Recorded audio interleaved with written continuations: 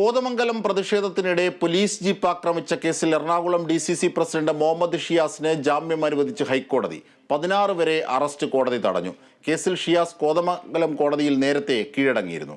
ഇതിന്റെ വിവരങ്ങളുമായി അശ്വതി ഞങ്ങളുടെ പ്രതിനിധി ചേരുകയാണ്. അശ്വതി, ഹൈക്കോടതിയിൽ ഒടുവിൽ ജാമ്യം ലഭിക്കുന്നു. 16 ദിവസത്തേക്ക് അറസ്റ്റ് ചെയ്യരുത്. അതിനു മുമ്പ് മജിസ്ട്രേറ്റ് കോടതിയിൽ നാടകീയമായ പല രംഗങ്ങളും ഉണ്ടായി. ആദ്യം ജാമ്യമെടുത്ത് പുറത്തിറങ്ങുന്നു, വീണ്ടും അറസ്റ്റ് ചെയ്യുമെന്ന് പറഞ്ഞ് പോലീസ് അറസ്റ്റ് പേടിച്ച് വീണ്ടും കോടതിയിൽ അഭയം പ്രാപിക്കുന്നു. ഷിയാസ്, ഇങ്ങനെ നാടകീയ രംഗങ്ങൾ, സമഗ്ര വിവരങ്ങൾ നൽകിയാൽ.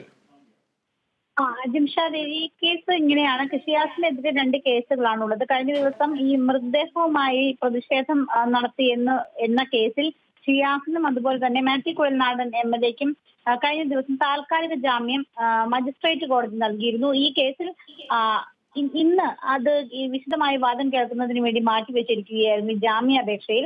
അങ്ങനെ ഇന്ന് വാദം ഇന്ന് ആ കേസിൽ 2 പേർക്കും ജാമ്യം കോടതി അനുവദിക്കുകയും ചെയ്തു.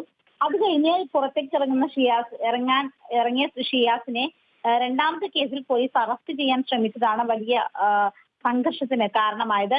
അതോടുകൂടി ഷിയാസ് ഈ കോടതിക്കുള്ളിലേക്ക് തന്നെ പോവുകയായിരുന്നു ഉണ്ടായിരുന്നത്. അവിടെ കോടതിയിൽ ഷിയാസ് കീഴടങ്ങുകയും ചെയ്തു.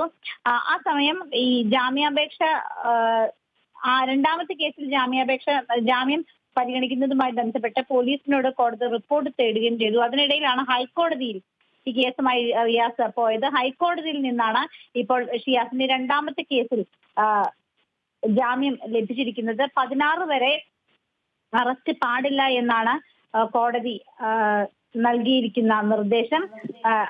അതുപോലെ തന്നെ മറ്റ് കേസിൽ, അതായത് ആദ്യത്തെ കേസിൽ ഷിയാസിനും അതുപോലെ തന്നെ മാത്യു കുഴൽനാടൻ MLAയോടും 3 മാസത്തേക്ക് കോതമംഗലത്ത് പ്രവേശിക്കരുത് എന്നും കോടതി നിർദ്ദേശിച്ചിട്ടുണ്ട്. ജിംഷാദ്. ശരി അശ്വതി.